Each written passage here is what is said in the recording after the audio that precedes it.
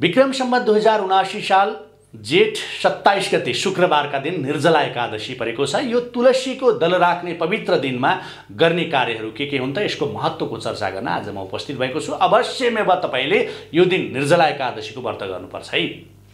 एकदमै पवित्र दिन निर्जला एकादशी परेको छ, जेठ 27 गतेको दिन। एकदमै यो कठिन व्रत पनि मानिन्छ निर्जला एकादशीलाई। एकदमै विष्णु प्रिय तिथि। यस दिन मान्छेले जप तप दान जे सकिन्छ गर्ने हैन, जति सकिन्छ त्यो गर्ने र विष्णु भगवानको कृपा उसलाई हुन्छ जसले दान गर्छ, विष्णु भगवानको आराधना गर्छ, यो निर्जला एकादशीको व्रत गर्छ, जसले जीवन मरणको बन्धनबाट मुक्ति प्राप्त गर्छ। किनकि सबै देवता दानव यक्ष गन्धर्व किन्नर नागदेखि लिएर सबैले आफ्नो रक्षा र विष्णु भगवानको कृपा प्राप्त गर्नको लागि यसै कारण एकादशीको व्रत गर्ने गर्छ। जेठ महिनाको शुक्ल पक्षको एकादशी निर्जला एकादशी। यो एकादशीमा हुने कठोर नियमको कारणले पनि अरु एकादशी भन्दा कठिन एकादशी भनेर भनिन्छ निर्जला एकादशीलाई। यो दिन विशेष गरेर विष्णु भगवानको पूजा भजन कीर्तन गरिन्छ। यो दिन भोजन फलफूल मात्र नभएर पानी पनि त्याग गर्नुपर्छ। पुरै दिन निर्जल भएपछि मात्रै व्रत भएको ठहरिन्छ। एकादशीको दिन सूर्योदयबाट अर्को दिनको सूर्योदयसम्म तपाईले व्रत बसेर स्नान नगरेसम्म जलको सेवन गरिदैन। र भनिन्छ जुन मान्छेले यो दिन निर्जल रहेर नियमको पूर्वक व्रत गर्छ, नियमपूर्वक व्रत बस्छ र भगवान श्रीहरिको पूजा र आराधना गर्छ, उहाँको भक्ति गान गर्छ, उसलाई त्यो व्यक्तिलाई वर्षभरिका 24 वटा एकादशीको व्रत समान सम्पूर्ण फल एउटै एकादशीबाट प्राप्त हुन्छ। त्यो व्यक्तिको सम्पूर्ण पाप नाश हुने मान्यता रहेको छ पौराणिक कथा अनुसार। अब महाभारतको कथा पौराणिक कथा पढ्दाखेरि 5 पाण्डव अनि द्रौपदी गरेर 6 जना हरेक एकादशीको व्रत बस्थे हैन। तर खानाका शौखिन थिए। माइला चाहिँ भाइ भीम हैन, जसले गर्दाखेरि उनी खानेकुरामा सम्झौता गर्न नसक्ने भएको कारणले उनलाई एकादशीको व्रत गर्न बहुत गाह्रो भयो। आफ्नो खानाप्रतिको आसक्ति तोड्न नसकेका कारणले भीमले एकादशीको व्रत गर्न सकेनन् र जुन समस्या अरू भाइहरूले गरेका छन् त्यो कारणले गर्दाखेरि उनलाई एक प्रकारको चिन्ता पनि भयो, पीडा पनि भयो, छटपटाहट पनि भयो र गुरु व्यास कहाँ पुगे। अनि गुरु व्यासले भीमको कुरा सुने। सबै कुरा मलाई यस्तो यस्तो भयो गुरु, मैले एकादशीको व्रत गर्नै सकिनँ, मैले खाना त्याग्नै सकिनँ, भोजन परित्याग गर्नै सकिनँ, मैले के गर्ने होला, मलाई उपाय दिनु पर्यो गुरु, मैले भोजन त्याग्नै नसक्ने भए मलाई बहुत गाह्रो भयो भनेर भनिसकेपछि सम्पूर्ण एकादशीको फल तिमीले पाउनका लागि निर्जला एकादशीको व्रत गर। वर्षभरि अरू दिन तिमीले भोजन त्याग्न सकेनौ, केही छैन, एक दिन त्याग, एक दिन तिमीले पानी पनि त्यागेर व्रत गर, तिमीलाई वर्षभरिको एकादशीको व्रत गरे अनुसारको फल मिल्छ भनेर भनिदिनु भयो। यसरी यो दिनको हुन्छ। वर्षभरि त मैले महिनामा 2 चोटि मैले भोजन त्याग्न नसक्ने भएपछि अब मलाई यो भन्दा अर्को विकल्प छैन भनेर भीमले रीतपूर्वक यो निर्जला एकादशीको व्रत गर्छन् र यसपछि एकादशीलाई अथवा यो एकादशीलाई भीम एकादशी पनि भन्न थालियो, पाण्डव एकादशी पनि त्यसरी भन्न थालियो।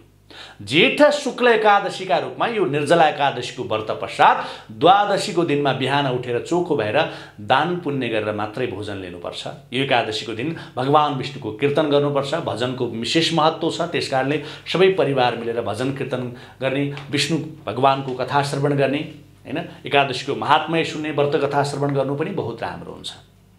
अब एकादशी महात्म्य, विष्णु सहस्त्र नाम लगायतको ग्रन्थहरूको अध्ययन अनि व्याख्याको विशेष महत्त्व राख्ने यो एकादशीमा माटोको भाँडो, बाँसले बनाएको हाते पंखा लगायतका सामग्रीहरू दानमा अरू एकादशीमा तपाईले के चीज दान गर्नुहुन्थ्यो आफ्नो हैसियत गच्छे अनुसार त्यो चीज सँगसँगै यी चीजहरू दान गर्नु होला हैन। निर्जला एकादशी भन्दा एक दिन अगाडिबाट तपाईले सन्ध्या वन्दन गर्न नबिर्सनु होला, यो चलन पनि रहेको छ। यसो गर्दा तपाईलाई अब पवित्र पानीले हत्केलामा राखेर पवित्रताका साथ आरती वन्दना गरिन्छ भन्ने कुरा पनि तपाईलाई थाहा छ। एकादशीको दिनमा आफ्नो विचार र सोचमा चाहिँ भगवान श्रीहरि विष्णुलाई राख्नुपर्छ। मनमा गलत विचारहरू आउन नदेख्ने, कसैप्रति रिस राग वैमनस्यता नराख्ने हैन। विष्णु भगवानको शालिग्राम स्वरूपलाई यो दिन स्नान गराउने हो, अभिषेक गराउने हो, पञ्चामृत अर्पण गर्ने हो र पवित्र कपडामा बेरेर राख्ने हो।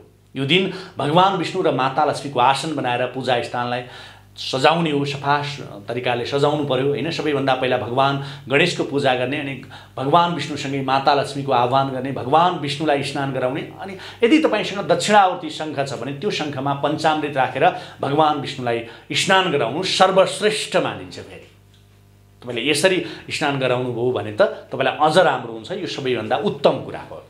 है। अब तपाईले अभिषेक गराउँदा ओम नमो भगवते वासुदेवायको मन्त्र निरन्तर जप गरिरहनुहोस्। पञ्चामृत स्नान गराइसकेपछि त्यही दक्षिणावर्ती शङ्खमा शुद्ध जल राखेर जलले स्नान गराउनुहोस् हैन। त्यो शङ्खमा राखिएको जल पुरै घरबारी छर्किनु पनि एकदमै पवित्र हुन्छ यो दिन हैन। घरबाट सबै दोष, वास्तु दोषहरू, नजर दोषहरू, नकारात्मक प्रभावहरू पनि समाप्त हुन जान्छन्। भगवान विष्णुको स्नानपछि भगवानलाई पहेँलो फूल, पहेँलो वस्त्रले सजाउ गर्नुहोस्, श्रृङ्गार गराउनुहोस्। यो कुरा पनि तपाईलाई एकादशीको व्रत गरिरहेका मित्रहरूलाई थाहा होला हैन। विधिवत पूजा गर्नुहोस्। सक्नुहुन्छ भने निर्जल रहनुहोस्। अब सक्दै सक्नुहुन्न भनेमा तपाईको स्वास्थ्य अवस्थाले दिँदैन भने सात्विक भोजन रहेर भए पनि कमसेकम व्रत चाहिँ बस्नु होला है।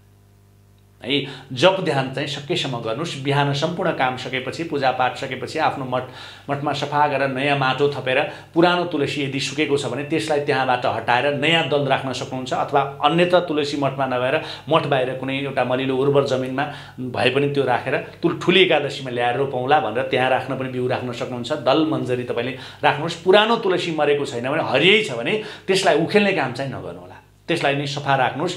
मल हाल्ने संरक्षण गर्न तपाईँले सक्नुहुन्छ है। अब किनकि यो तुलसीको दल राखेको जुन दलबाट उम्रेको तुलसी हुन्छ ठुलसी एकादशीमा लगेर रोप्ने चलन हुन्छ, तपाईँलाई थाहा छ। अनि यो कार्यका लागि हामीले दल राख्ने हो।